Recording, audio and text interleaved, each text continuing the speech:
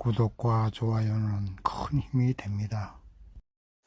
지난 밤에 내린 눈으로 몇 년 만에 맞이하는 화이트 크리스마스입니다. 우리를 구원하시고자, 죄에서 구원하시고 죽음에서 구원하시고자 오신 그 예수님의 은혜가 충만하리라 믿습니다.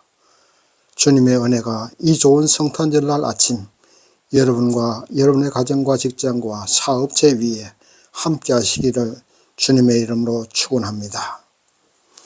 오늘 본문 말씀 마태복음 2장 1절에서 12절까지 우리가 은혜 받으실 말씀의 제목은 무엇을 보십니까? 라는 제목입니다.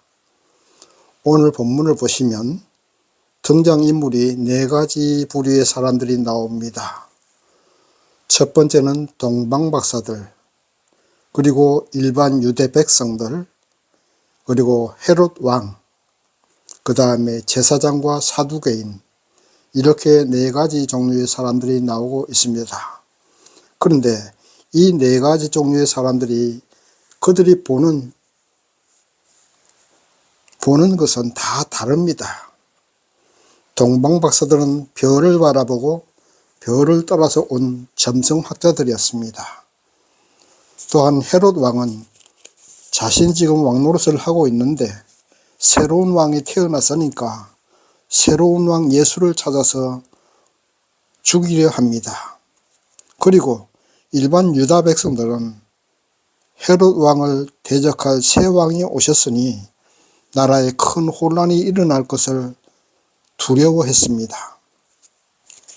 그리고 제사장과 사두개인들, 그들은 성경을 알기만 하고 보기만 했지 주님을 찾아가지 않았습니다. 오늘 본문을 보시면서 우리가 성탄절을 맞이하면서 무엇을 바라보고 살아야 하고 또 어떻게 세상을 살아야 할 것인가, 거기에 대해서 우리가 함께 은혜 받고자 합니다. 그러면 첫 번째, 무엇을 보고 살 것인가에 대해서 우리가 생각해 보겠습니다. 오늘 본문 말씀 1절 2절 말씀 보시겠습니다. 헤롯 왕 때에 예수께서 유대 베들레헴에 나심에 동방으로부터 박사들이 예루살렘에 이르러 말하되 유대인의 왕으로 나신 이가 어디 계시뇨? 우리가 동방에서 그의 별을 보고 그에게 경배하러 왔노라. 아멘. 오늘 본문에 나오는 헤롯 왕은 기원전 BC 37년에서 BC 4년까지 무려 33년 동안 왕 노릇을 했습니다. 일명 헤롯 대왕이라도 하는데 성경에 보면 헤롯 왕이 많이 나옵니다.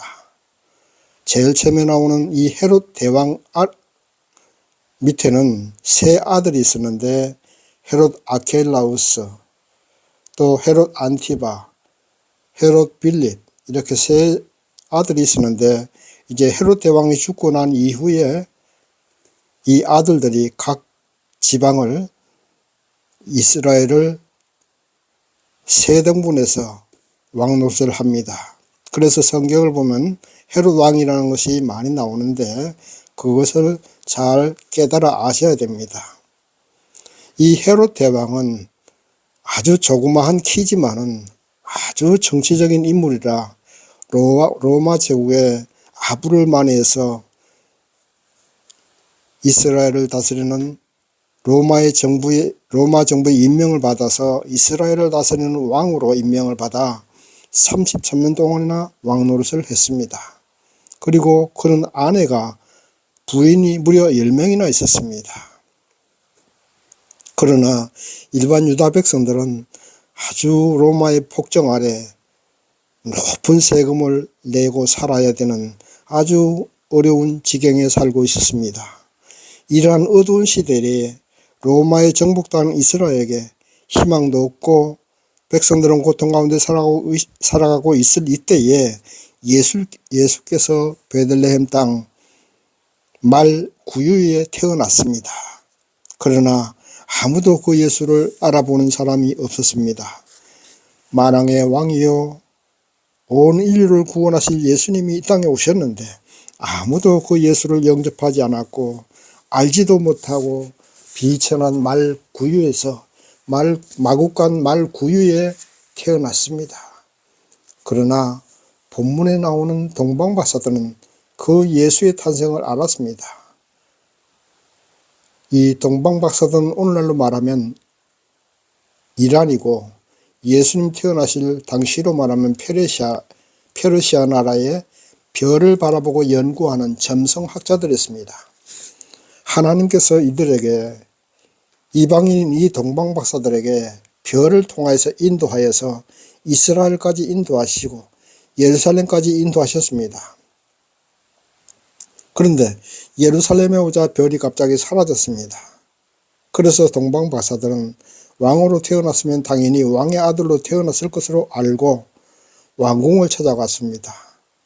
왕궁을 찾아가니 헤로드 왕은 이미 70세의 노인이라 아들 낳을 시기가 지났습니다. 그런데 왕이 태어났다는 말을 들은 헤롯 왕은 자신의 정적이 태어났다는 말에 성경에 능통한 대제사장과 서기관들을 불러서 왕이 어디서 태어나겠느냐 하고 물으니 이 성경 박사들 사두개인들은 성경 미가서 5장 2절을 인용해서 베들레헴에서 태어나리라고 했습니다. 미가서 5장 2절의 말씀 보면 베들레헴 에브라다야 너는 유다 족속 중에 작을지라도 이스라엘을 다스릴 자가 네게서 내게로 나올 것이라. 그의 근본은 상고의 태초이니라. 아멘. 이렇게 말씀이 기록되어 있습니다. 이렇게 해서 베들레헴에서 태어날 것을 알고 나자 동방박사들은 왕궁을 나왔습니다. 왕궁을 나와자마자 사라졌던 별이 다시 나타나서 그 동방박사들을 예수님이 태어나신 베들레헴 땅 말 마국간으로 인도했습니다. 그리고 동방박사들은 이미 예수께 경배하고 돌아갔습니다. 이런 말씀을 보면 사람이 무엇을 보느냐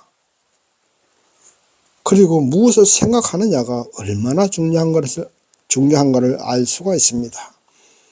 동방박사들은 오로지 별을 바라보는 사람들이었기에 별을 따라서 예수를 경배할 수 있었습니다. 물론 하나님이 인도하셨지요. 오늘 저와 여러분은 무엇을 바라보고 무엇을 생각하십니까? 여러분의 마음에 생각하는 그것이 여러분의 인생이 됩니다. 여러분이 바라보는 것이 어떤 것이냐에 따라서 구원과 저주, 성공과 실패가 결정이 되는 것입니다. 출애굽한 이스라엘 백성들, 그들은 홍해 바닷가에 이르렀을 때에 애굽 군대가 추격해 왔습니다. 앞에는 홍해 바다요, 뒤에는 애굽의 기마병들이 요란하게 추격해 오고 있었습니다. 이때 이스라엘 백성들은 애굽 군대와 홍해 바다를 바라보고서 절망과 탄식한 마음을 가졌습니다.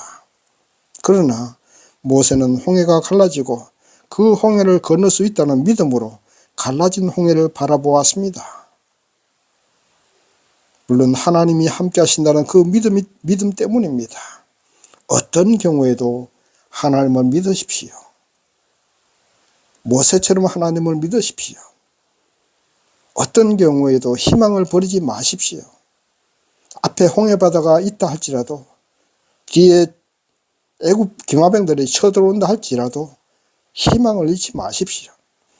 아무리 처절한 실패 속에 있어도 성공을 바라보시고 홍해바다가 갈라지는 하나님의 역사가 나와 함께 한다는 사실을 그 믿음을 통해서 우리는 하나님의 은혜를 받을 수가 있는 것입니다. 실패했다고 좌절하고 포기하면 영원한 실패자가 되고 맙니다.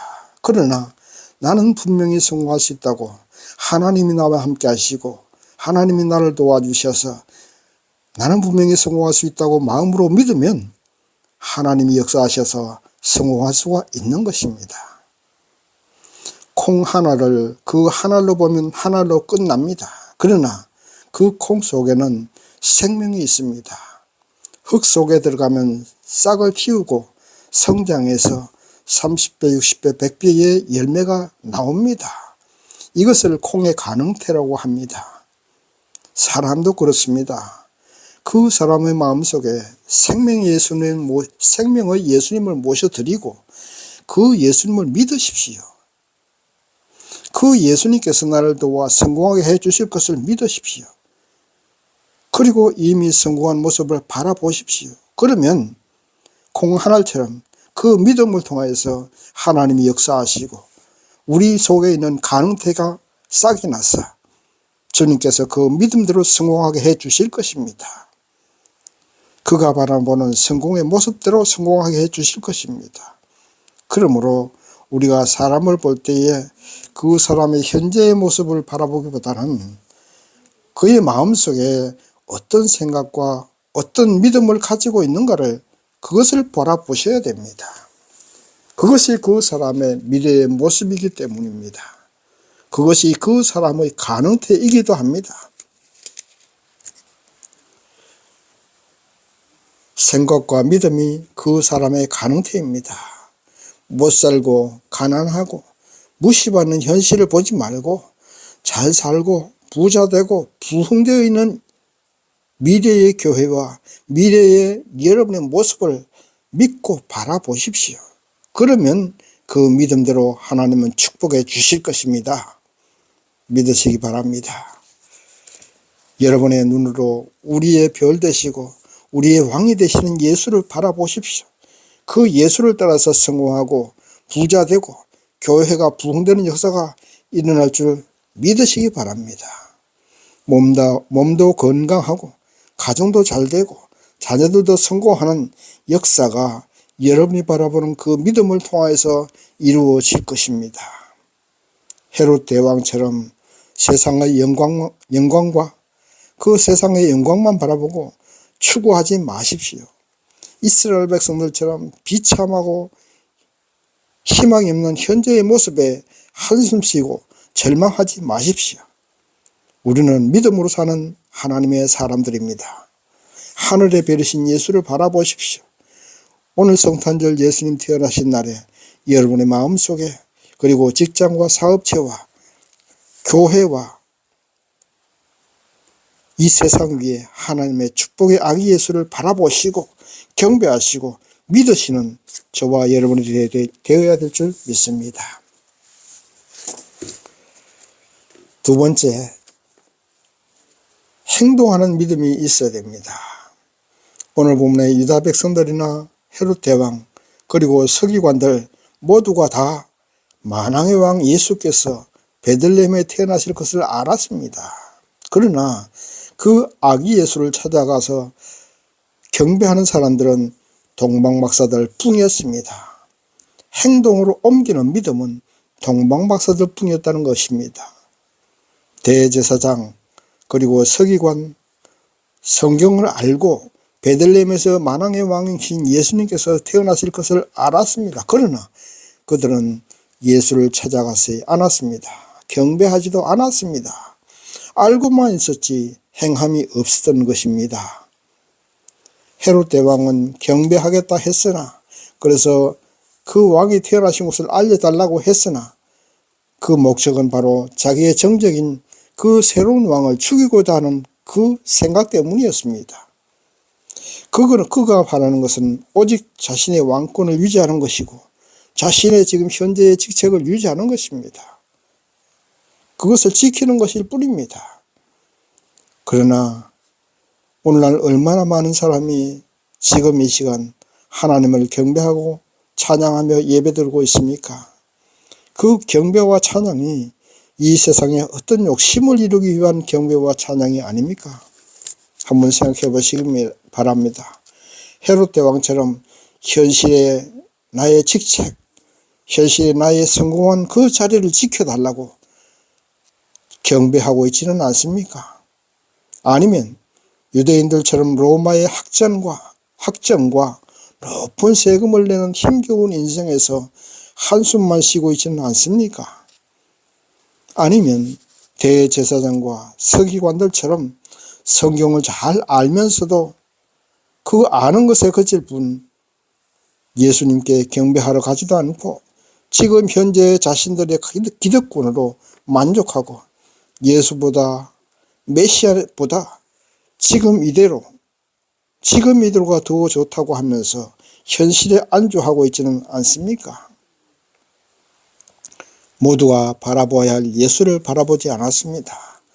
몰라서 바라보지 않았고 알면서도 바라보지 않았고 알면서도 예수를 죽이려 했을 뿐입니다.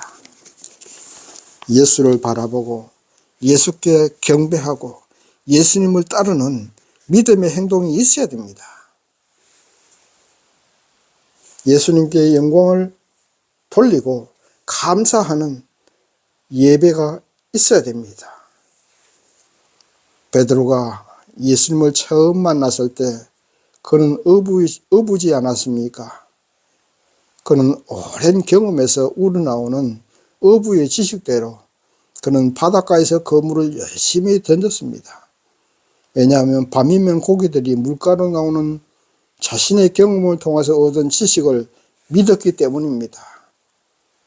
이때 예수님께서 베드로에게 오셔서 말씀하시기를 깊은 데로 가서 그물을 던지라 이렇게 말씀하셨습니다. 그 말씀은 베드로의 어부 경험을 통한 지식과 경험과는 전혀 이치에 맞지 않는 말씀이었습니다. 그럼에도 베드로는 예수님의 말씀을 믿고 깊은 데로 가서 그물을 던지는 행동하는 믿음, 순종하는 믿음이 있었습니다. 그래서 그는 그물이 찢어질 정도로 많은 고기를 잡지 않았습니까? 알고만 있는 믿음, 그것으로는 아무런 역사가 일어나지 않습니다. 서기관들과 대제사장들은 성경을 알고만 있는 믿음은 알고만 있었습니다. 그것은 죽은 믿음입니다. 행함이 없는 믿음은 죽은 믿음입니다. 살아있는 사람은 움직이게 되어 있습니다. 믿음이 살아있으면 행동하게 되는 것입니다. 베드로처럼 행동하는 믿음이 있어야 되는 것입니다.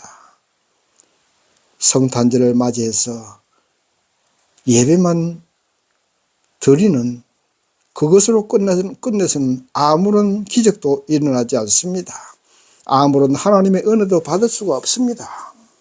주님을 경배하고 예배를 드렸으면 세상에 나가서 행동하는 믿음을 실천으로 옮기십시오. 그물을 깊은 데로 던지는 행동하는 믿음, 나를 따르라고 명령하실 때에 12제자들 모두가 다 지체 없이 예수를 따랐던 것처럼 예수님을 믿고 순종하고 따르십시오. 세관에서 세금 거두다가 예수님을 따랐고 고기 잡다가 아니면 그물을 깁다가 예수님을 따랐습니다. 여러분의 마음속에 예수를 모시고 예수의 말씀대로 예수를 따르고 있습니까? 살아있는 예수, 살아있는 주님의 말씀에 따라가는 행동하는 믿음이 있어야 되는 것입니다. 하나님이 인간을 창조하신 것은 한숨 쉬고 눈물을 흘리면서 한많은 인생을 살라고 창조하신 것 아닙니다. 주님이 주신 복을 누리고 행복하게 살라고 창조하신 것은 내가 하나님께서 말씀하시지 않았습니까? 히브리서 6장 14절의 말씀 보면 내가 반드시 복주고 복주며 번성케 하고 번성케 하리라 이렇게 말씀하셨습니다. 그러면 지금 저나 여러분은 그 말씀을 믿고 복을 누리면서 살아가야 합니다. 마음으로 행복하면 되는 것입니다. 그것이 복을 누리는 것입니다. 행복은 외부의 조건으로 주어지는 것이 아닙니다. 아무리 좋은 집을 가지고 있고 좋은 차를 탄다 해도 그것은 얼마 가지 않아 행복한 줄 모릅니다. 그냥 그러려니 합니다. 좋은 차도 좋은 집도 얼마 지나지 않으면 그렇게 되는 것입니다.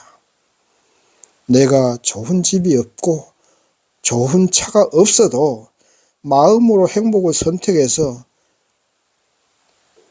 부부가 서로 사랑하고 부모와 자녀가 서로를 사랑하고 존경하고 아껴주면서 마음으로 행복을 선택해서 나는 행복하다고 믿고 살아가는 행하는 믿음이 있을 때 주님께서 주신 복을 누리는 사람인 것입니다. 어떤 경우에도 미움보다는 사랑을 선택하는 행동하는 믿음을 가지십시오. 한숨 쉬고 눈물 흘리면서 내 인생을 왜 이 모양인가 남들과 비교하면서 스스로 불행을 선택한 불쌍한 사람이 되지는 마십시오. 제발 그렇게 하지는 마십시오. 가진 것이 없어도 내가 행복을 선택하시기 바랍니다. 한숨보다는 눈물보다는 감사와 찬양을 선택하시기 바랍니다. 그래야 행복합니다. 감사합니다, 주님. 고맙습니다, 주님.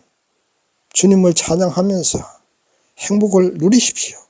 이렇게 행복을 선택하고 감사한 마음으로 살아갈 때에 더 많은 행복한 일이 일어나게 되는 것입니다. 오늘 성탄절을 맞이하면서 예수님을 내 마음속에 모셔드리고 그 주님이 주시는 복을 선택하시고 누리십시오. 행복을 누리시고 감사를 누리시기를 바랍니다. 세 번째, 복의 씨앗을 뿌리는 행함이 있어야 됩니다. 본문 말씀 11절 말씀 보시겠습니다. 집에 들어가 아기와 그 모친 마리아의 함께 있는 것을 보고 엎드려 아기께 경배하고 보배함을 열어서 황금과 유향과 몰약을 예물로 드리니라. 아멘. 동방박사들은 별을 바라보고 그 별이 인도하는 대로 따라오는 행동하는 믿음이 있었고 예물을 드리는 복의 씨앗을 심었습니다. 콩을 수확하려면 콩을 심어야 하고 사과를 수확하려면 사과나무를 가꾸어야 됩니다. 마찬가지로 복을 받으려면 복의 씨앗을 심어야 됩니다. 마음이 있는 곳에 물질도 갑니다. 진정으로 예수님을 믿고 따른다면 주님께 감사 예물 드려야 됩니다. 복을 받을 예물을 드리는 것이 바로 씨앗을 심는 것이기 때문입니다. 시간을 투자하고 물질을 투자해야 됩니다. 우리가 바라보는 꿈을 위해서, 믿음으로 바라보는 행복을 위해서 씨앗을 심으셔야죠. 투자해야 되고 노력하는 씨앗을 심어야 됩니다. 희생과 투자와 노력 없이는 그러한 씨앗을 심지 않고는 복의 열매를 거둘 수가 없는 것입니다. 주님께 감사하는 복의 씨앗을 심으시고 그 다음 여러분이 바라보는 별이 무엇입니까? 그 별을 따르게 하시는 예수를 믿어야 됩니다. 그렇다면 씨앗을 뿌리는 행동을 하십시오. 예수님을 믿는다면 씨앗을 뿌리는 행동을 해야 되지 않겠습니까? 행복을 선택해서 행복을 누리시고 거기에 머물러 있을 것이 아니라 계속 그 행복을 누릴 수 있도록 씨 뿌리는 행동, 감사하는 행동을 하셔야 됩니다. 그런 투자 없이 씨앗도 뿌리지 않고 복만 누리면서 그 복을 머지않아 말라 없어지고 맙니다. 계속 감사하시고 노력하십시오. 캄캄한 밤중에 별을 바라보면서 멀고 먼 길을 별을 따라온 이 동방박사들처럼 별을 바라보면서 전진해 나가십시오. 그리하여 마침내 주님이 주시는 복을 누리시기를 바랍니다. 별을 따시기를 바랍니다. 이제 말씀을 맺겠습니다. 저나 여러분이나 우리는 이미 하나님께 선택받은 복된 하나님의 자녀들입니다. 하나님 주신 복을 다 받은 사람들입니다. 하나님의 자녀들이면 이미 하늘의 복, 땅의 복을 다 가진 사람들입니다. 이제 우리는 항상 그 예수를 바라보면서 복을 누려야 됩니다. 사막에서 불뱀에 물린 이스라엘 백성들이 높이 들린 놋뱀을 보고 살아나지 않았습니까? 광야 같은 이 세상, 사단에게 물린 이 세상 사람들은 십자가 예수를 바라보아야 살아날 수 있습니다. 한숨과 눈물, 실패의 고통은 사탄이 주는 것입니다. 하나님의 자녀로서 어떤 경우에도 성공을 바라보시고 감사하는 마음을 가지시고 복의 씨앗을 심어서 주님 주신 복을 다 받아 누리시는 저와 여러분 되시기를 주님의 이름으로 축원합니다.